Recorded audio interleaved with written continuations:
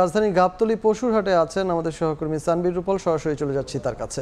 রূপল, এক পাশে গরু, এক পাশে মহিষ, এক পাশে উট, আবার দুম্বাও আছে, অর্থাৎ সব মিলিয়ে সব রকমের পশুর সমাহার কিন্তু এই গাবতলীর পশুর হাটে। এবং সুসজ্জিত এই হাটটি এখন ক্রেতা দর্শনার্থীদের ভিড় লক্ষ্য করা যাচ্ছে। সারা দিনব্যাপী পশু এসেছে এবং পশু এখন আনাগোনা বেশ ভালো, এবং এখনও হাটের বিভিন্ন জায়গায় পশু রাখার পর্যাপ্ত জায়গা রয়েছে। এবং কিছুক্ষণ পরপরই মাইকে জানিয়ে দেওয়া হচ্ছে যে হাটের ভেতরে যাতে পশুগুলো রাখা হয় এবং রাস্তাঘাটগুলো যানজট যাতে না লাগে সেরকম ব্যবস্থা রাখতে, এবং সেদিকে হাট কর্তৃপক্ষ বেশ সচেতনই মনে হচ্ছে। পাশাপাশি আইনশৃঙ্খলা রক্ষা বাহিনী তারাও বিভিন্ন জায়গায় পাহারা বসিয়েছেন। এছাড়া জাল টাকা শনাক্তকরণের জন্য ব্যবস্থা রাখা হয়েছে।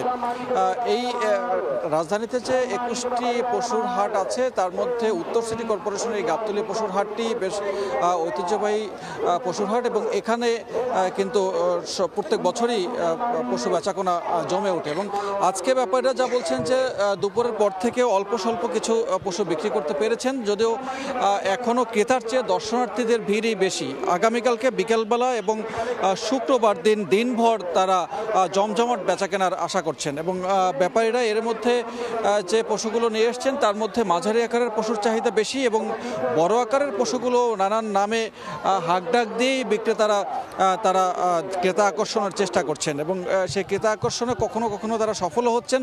এর মধ্যে 2টি উট পাকিস্তান থেকে যে নিয়ে আসা হয়েছে সেই উট দুটো আসলে এই পুরো হাটের একটি মধ্যমণি হয়ে আছে। এবং 2টি উটের দাম 26 এবং 28 লাখ টাকা দাম হাঁকা হয়েছে, এবং 26 এবং 28 লাখ টাকার এই দামের যে পশুগুলো আছে সেই উট দুইটি কিন্তু দেখতে আসছেন বিভিন্ন দর্শনার্থীরা, এবং তার সাথে ছবিও তুলছেন।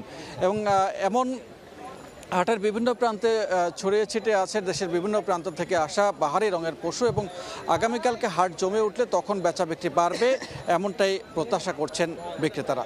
তো এই ছিল এখন পর্যন্ত গাবতলী পশুর হাট থেকে সবশেষ তথ্য। গাবতলী পশুর হাট থেকে আমাদের সঙ্গে যুক্ত হয়েছিলেন সহকর্মী সানবীর রূপল।